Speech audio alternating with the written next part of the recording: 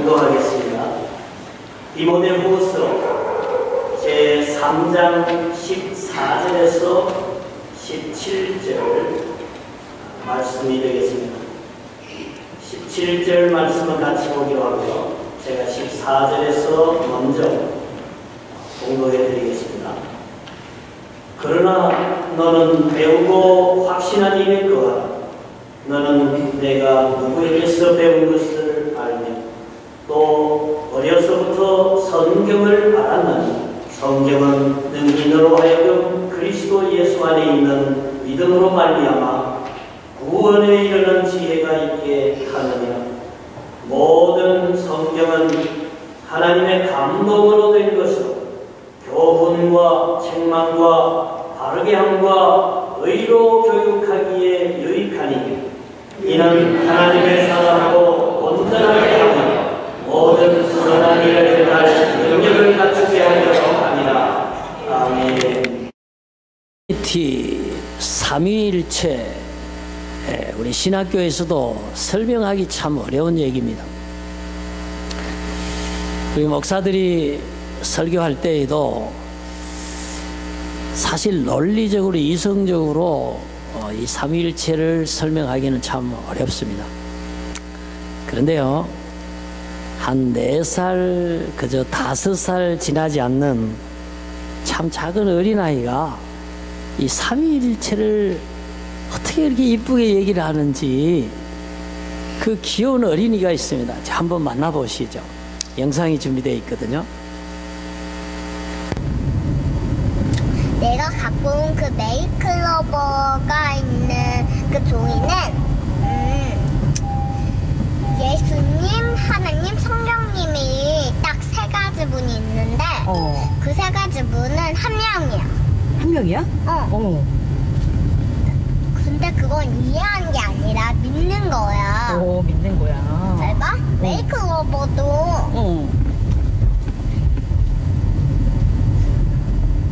꽃잎이 3개가 합쳐져 있는데 하나에 그렇게 돼 있잖아. 그런 것처럼 예수님, 성령님, 하나님도 한 명인 거야. 아, 세이클로버가 3가지의 입으로 돼 있어서 하나가 된 것처럼 성령님, 그 세입이 한 세이클로버에 한꺼번에 있지. 그것처럼 한 개잖아. 그러니까 예수님, 하나님이, 성령님도 한 개인 거고 또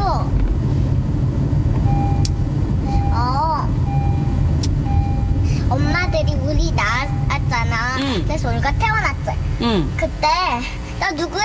나 우리 엄마 아야? 했어? 나 진짜 낳았어. 막 검사해봐. 이런 게 아니지. 나도 그런 적 없지. 이건 내 엄마야. 이럴 수 있지. 그것처럼. 아, 그것처럼 그냥 믿는 거야? 그것처럼 믿는 거야. 아, 머리로 이해하려고 그러지 말고? 응, 아, 마음으로 믿으래? 엄마, 목소리로 네가 믿는 것처럼 믿는 거야. 그렇구나. 근데 막 이해가 안 되려고 그러면 어떡하지? 호랑이를 우리 눈으로 지금까지 못 봤지만 호랑이가 있다고 우리가 믿잖아. 그것처럼. 그리고 예수님 눈에 안 보이지만 예수님 있다고 우리 믿잖아. 그런 것처럼 믿는 거지. 이제 좀 알겠지?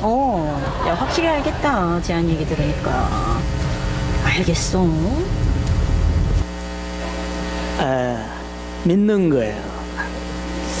이제 좀 알겠지?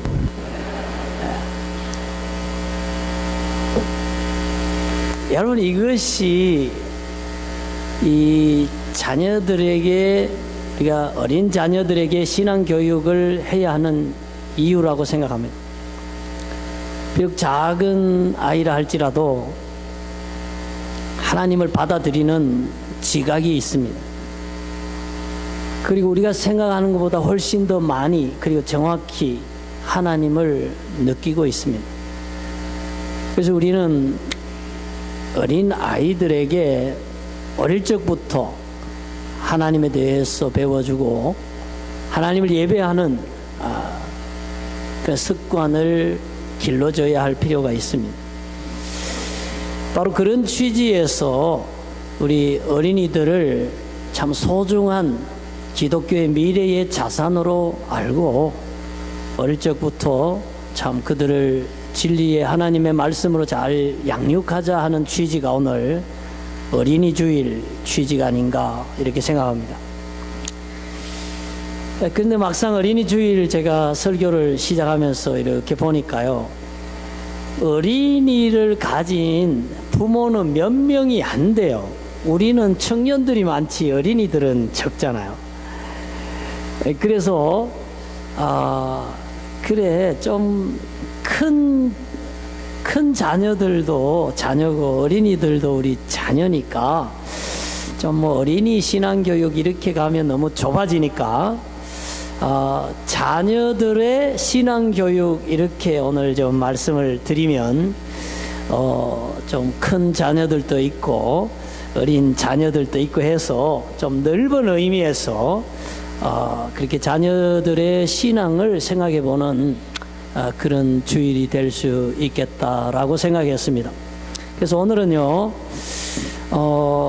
그래서 좀 여러분의 자녀들, 뭐 어떻게 보면 어린 자녀들도 될 수 있고 어떻게 보면 출가한 자녀들을 포함해서 그들에게 신앙을 어떻게 전수할 것인가, 그런 입장에서 오늘 말씀을 좀 증거를 할까 생각을 합니다. 뭐 혹 이 중에서는 종교는 자유고 뭐 아이들 다 컸는데 이제 자기들이 알아서 하도록 해야지 그 신앙 교육을 그렇게 꼭 해야 됩니까? 이런 생각을 가지는 분이 계실지 모르겠습니다. 해야 됩니다, 여러분. 왜 그렇습니까? 신앙 교육은 반드시 해야 됩니다. 뭐 아주 쉬운 얘기로 우리가 자녀들에게 예수 그리스도와 하나님의 구원의 방법과 축복의 그 많은 진리들을 가르쳐 주지 않으면, 배워주지 않으면, 그들이 그 유산을 물려받지 않으면 그들은 천국에 갈 수 없습니다. 그들은 정말 우리가 원치 않지만 진노의 지옥불로 떨어질 수밖에 없습니다. 그렇기 때문에 크리스찬 부모들에게 있어서, 크리스찬 기성세대에 있어서 이 자녀들에게 혹은 넥스트 제너레이션을 위해서 신앙교육을 한다는 것은 이거는 그냥 선택사항이 아닙니다. 반드시 이행해야 할 의무 중에 가장 중요한 그리고 가장 급한 그러한 의무가 되는 것입니다.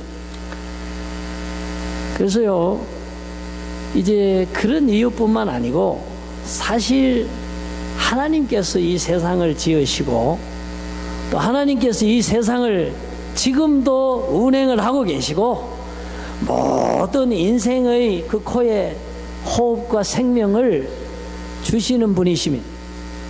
그래서 우리가 쉬운 얘기로 모든 복이 하나님께 있고 모든 사망과 생명과 저주와 축복이 하나님께, 생사화복이 하나님께 있기 때문에 우리 자녀들의 행복, 자녀들의 그 삶의 모든 그 축복을 한 손에 거머쥐고 계신 하나님을 가르쳐주는 것, 이건 부모가 무조건 해야 할 일이고 꼭 해야 할 일이고 반드시, 그리고 잘 이 하나님을 교육해야 할 일이다 라고 생각합니다.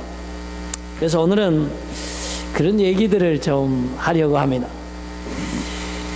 제가 한국에 있을 때에 제가 이제 하고 싶은 운동이 하나 있었습니다. 그게 뭐냐면은 테니스였어요. 근데 그 당시에 제가 이 시골에 살았었는데 테니스는 아주 고급스러운 운동이었어요.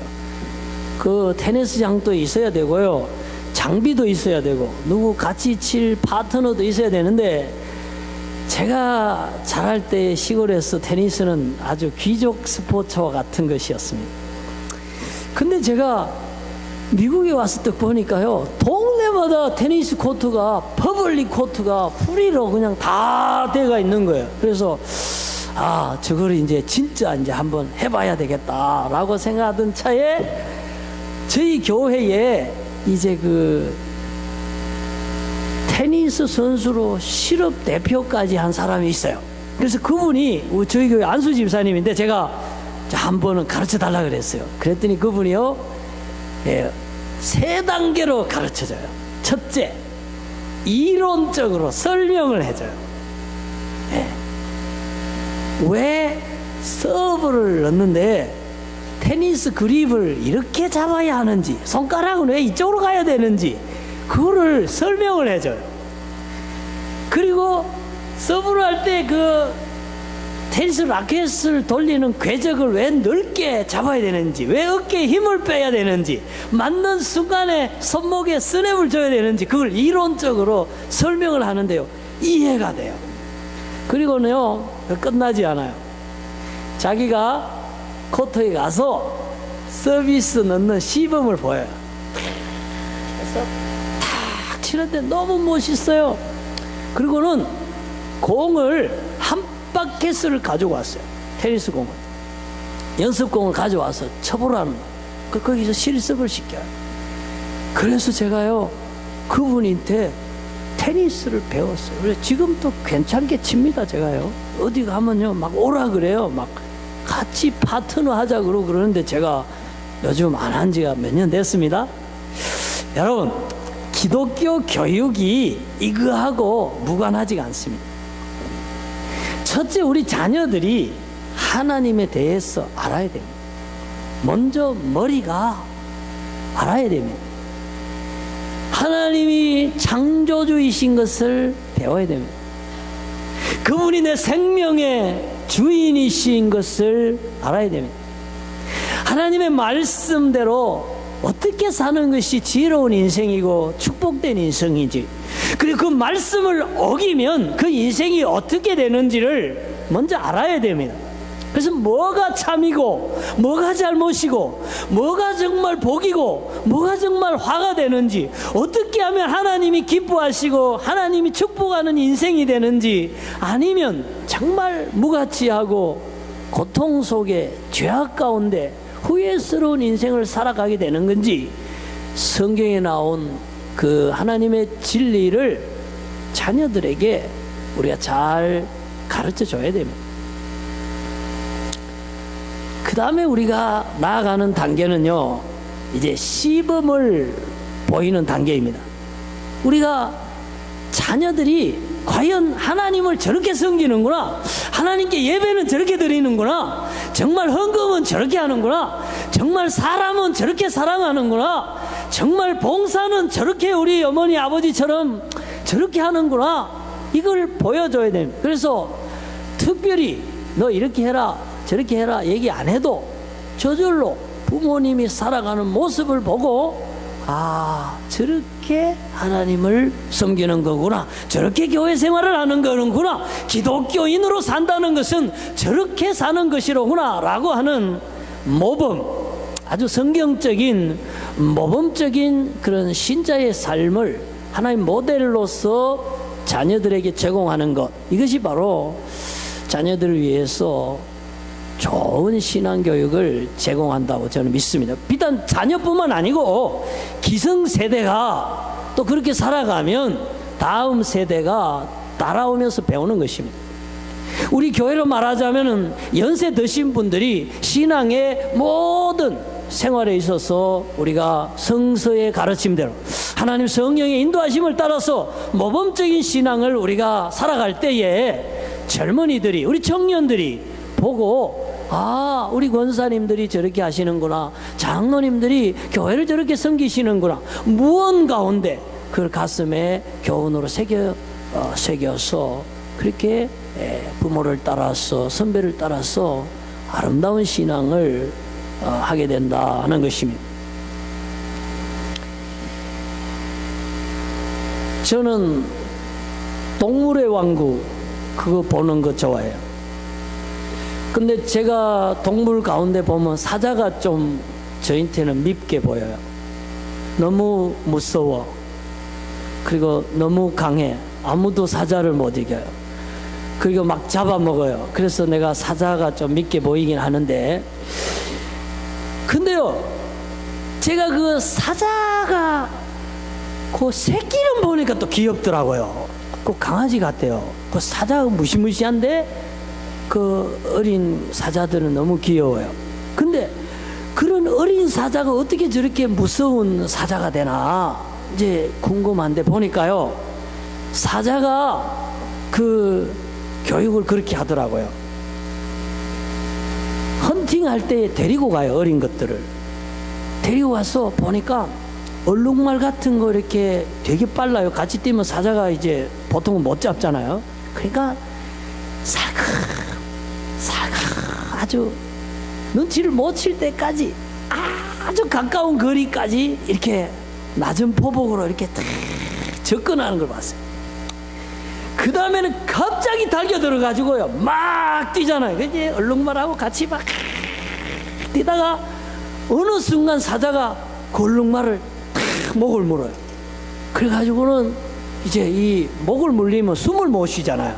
그래서 죽어요. 죽으면 그 고기를 또 누가 먹나 보니까 절대로 사자는 이렇게 강한 놈부터 먹어요. 그래서 차례로 이제 먹는 걸 봤어요. 근데 사자가 무슨 엘레멘추리가 있어요, 미들스쿨이 있어요, 무슨 유오브티가 있어요. 사자는 그런 거 없어요. 그런데 사자는 창세 이후로 지금까지 헌팅을 잘하고 왕자의 자리를 굳건히 지키고 있습니다. 어머니 아버지가 하던 대로 따라 하는 거예요. 여러분, 그게 굉장히 중요합니다. 우리 어머니가 한국말 하니까 우리가 한국말 따라합니다. 우리 어머니가 된장을 먹었기 때문에 우리가 된장을 좋아합니다. 여러분, 부모에게서 자유로운 자녀는 없습니다. 우리 어머니가 눈물을 흘리며 기도하는 모습 자녀들에게 전수됩니다. 하나님을 위하여 충성하고 봉사하고 땀 흘린 그 모든 축복이 자녀들에게 물려집니다. 하나님께서 솔로몬 보고 그렇게 얘기했어요. 너 지금 우상 숭배하고 이방 여자들 수백 명을 첩으로 맞이해서 나쁜 짓 많이 하고 있는데, 너 아버지 다윗을 봐서 너 봐준다. 너 죽을 때까지 내가 벌어 내리지 않겠다. 그러나 하나님께서 그 아버지 다윗의 신앙과 그 다윗의 기도와 다윗이 하나님 앞에 선하게 행한 것을 보시고 그 자녀를 축복하셨다. 그것은 굉장히 우리에게 의미가 있습니다. 오늘 우리가 우리 자녀를 위해서, 하나님을 위해서 선하게 살아가는 거, 예배하는 거, 기도하는 거, 봉사하는 거, 이거 다 내게 복이 되고 자녀들에게 복이 되고, 그 복이라는 것은 그들의 신앙으로, 삶으로 이어진다는 것을 깨달아야 됩니다. 그래서 우리가 신앙생활을요 더 잘해야 됩니다. 내 자신을 위해서도 잘해야 되지만은 우리 후손을 위해서 더 잘해야 됩니다. 우리 청년들이 우리를 보고 있습니다. 젊은이들이 우리를 따라오고 있습니다. 내가 가는 길이 다음에 오는 사람 길의 이정표가 됩니다. 그래서 나의 가는 걸음은, 첫 발은 더 중요합니다. 사랑하는 성도 여러분, 그런 의미에서 우리 자녀들이 따라올 길입니다. 우리가 가는 길이, 믿음의 길이, 신앙의 길이, 예배의 길이, 하나님의 길이, 바로 우리 교회의 청년들과 젊은이들이 따라와야 할 그 길입니다. 그러므로 우리는 믿음의 길 가십시다. 끝까지 진리의 길 가십시다. 사랑의 길 가십시다. 하나님이 기뻐하시고 축복하시는 길 가십시다. 조금이라도 잘못된 길, 조금이라도 더러운 길, 불신의 길, 불순종의 길 가지 맙시다. 왜? 그렇게 가야 내가 복이 되고, 그렇게 가야 하나님이 기뻐하시고, 그렇게 가야 우리 아들, 딸들이, 우리 믿음의 후배들이 복된 길을 따라올 수 있기 때문입니다. 사랑하는 성도 여러분, 여러분 자녀들을 위해서, 믿음의 후진들을 위해서 믿음의 길, 진리의 길, 하나님의 길, 은혜의 길 가시기를 주의 이름으로 축원합니다. 아멘. 그래서 우리가 모범을 보여야 돼요. 그래서 우리는 좀 힘이 들어도 좋은 일 더 많이 해야 됩니다. 힘이 들어도 정말 믿음이 아니면, 진리가 아니면 물리쳐야 됩니다. 그것이 부모로서 기성세대가 기독교 신앙의 전수를 위해서 해야 할 일입니다. 그러나 우리가 이제 한 가지 간과하는 것이 있는데, 그건 뭐냐면은 내가 잘하면 애들도 저절로 잘하지 않겠는가, 이런 생각을 하고 있습니다. 그러나 그게 자동적으로 연결되는 건 아닙니다, 여러분. 가끔 교회에서 보면요, 그 부모님의 굉장히 신앙이 좋아요. 굉장히 참 믿음이 돈독합니다. 그런데 그 자녀들은 교회를 안 나와요. 안 나올 뿐만 아니라 아주 무신론자로 살아가는 그런 자녀들도 있습니다. 그래서 우리가 이런 자녀들의 신앙 교육에 있어서 생각해야 할 것은, 내가 열심히 하는 것과 마찬가지로 우리 아들, 딸들도, 우리 손자들도, 우리 후배들도 실제로 그들도 하나님을 잘 섬길 수 있도록 실제로 우리도 애써야 된다. 그들이 실제로 교회에 나오고, 실제로 하나님을 예배하고, 실제로 그들도 선교 현장에 나가고, 그들도 내가 하나님을 봉사하는 것처럼 그들도 실제로 봉사할 수 있도록 삶의 현장으로 데리고 나가는 것이 굉장히 중요하다는 것입니다. 한국의 지금 교회들 가운데 참 안타까운 현상이 그겁니다. 지금 젊은이들이 기성세대의 신앙만큼 잘하지 못하고 있어요. 이제 청년부 없는 교회 많습니다. 주일학교가 없어진 교회는 절반이 넘었습니다. 왜 그렇게 됐나? 언제부터 그렇게 됐나?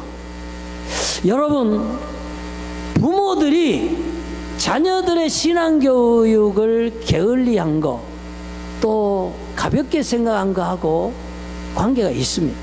특별히 아이들 이제 대학 가야 되니까, 그래 너 고3이니까 공부해야 돼, 너 교회 안 나와도 돼, 그래가지고 신앙생활 안 하는 데 대해서 면죄부를 줬어요. 교회 안 나와요. 너 대학 갔으니까 안 나오는 거예요. 여러분, 신앙은 실천을 할 때에 신앙은 빛을 발하게 되어 있습니다. 예배를 드려야 된다, 예배를 드려야지, 예배를 드리는 게 좋다, 예배를 드리면 은혜를 받는다, 아무리 100번 생각해 봐도 실제 예배하지 않으면 예배의 효과는 없는 것입니다. 그래서 우리의 자녀들이 매주일 교회에 나와서 예배할 수 있도록 그들을 잘 권면하고, 그들이 예배 시간에, 예배의 장소에 예배하는 사람들과 더불어서 하나님을 실제로 온 마음을 다해서 예배하고, 하나님이 그 예배를 받으시고 우리 자녀들의 예배를 축복하시는 그런 자녀가 되도록 우리가 어릴 적부터 이렇게 교육을 시켜 나가야 된다. 이것이요, 영어 교육보다 중요하고, 이것이요, 학교 교육보다 중요하고, 어떤 직업 교육보다도 중요합니다. 왜? 천국을 대신할 만한 교육이 어디 있습니까? 하나님을 대신할 교육은 없습니다. 하나님의 축복과 바꿀 만한 이 세상의 축복은 없습니다. 그렇기 때문에 정말 우리가 자녀를 사랑하고 자녀의 미래를 위한다면은 우리 자녀들에게 하나님을 가르쳐주고, 하나님을 배우고, 하나님 따라가는 것을 실제적인 삶 속에서 실천할 수 있도록 가르쳐주는 것만큼 강조되어야 할 교육은 없다, 이렇게 단언할 수 있습니다.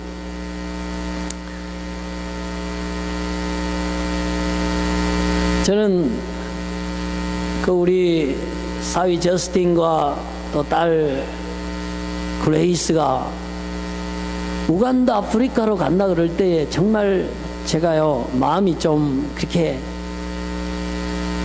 안 갔었으면 했었어요, 솔직히. 그리고 가도 다른데 이렇게 선교지에 갔었으면 했었어요. 제가 잘못된 아버지인가요? 솔직히 그랬었어요. 왜냐하면은 아프리카에 가서 말라리아에 걸려서 한번 거의 죽다가 살아왔으니까 참 그런 마음이 있었고, 그리고 가기 얼마 전에 또 그 이웃 나라에서 테러가 나서 수십 명 수백 명 죽고 너무 가난하고 힘들고 하니까 그런 마음이 솔직히 있었습니다.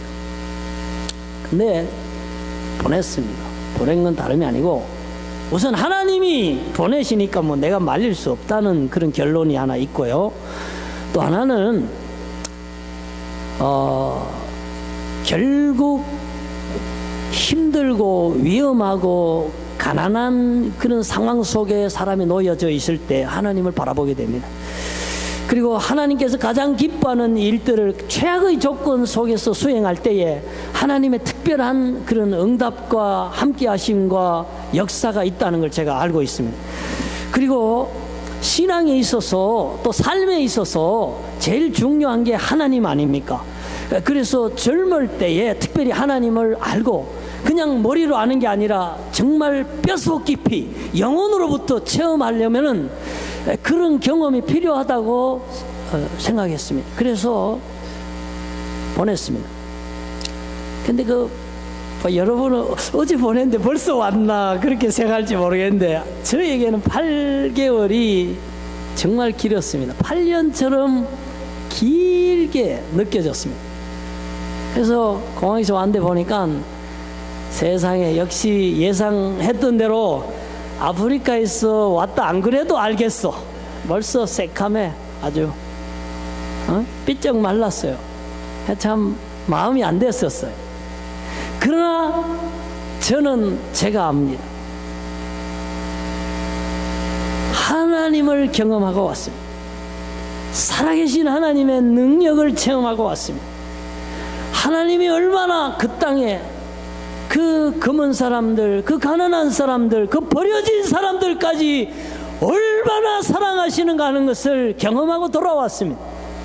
이 귀한 일에 우리를 하나님 보내시고 사용하시고 우리와 함께 하신다는 그 임마누엘의 하나님을 경험하고 돌아왔기 때문에 보석보다 귀하고 인생에 있어서 참으로 축복된 시간이었다고 저는 확신합니다. 아마 그런 얘기들이 오늘 간증 중에 선교 보고 가운데 있지 않을까 이렇게 생각하고요. 그래서 저는 설교를 여기서 마무리하고 오늘 간증 시간을 좀 듣도록 그렇게 하겠습니다.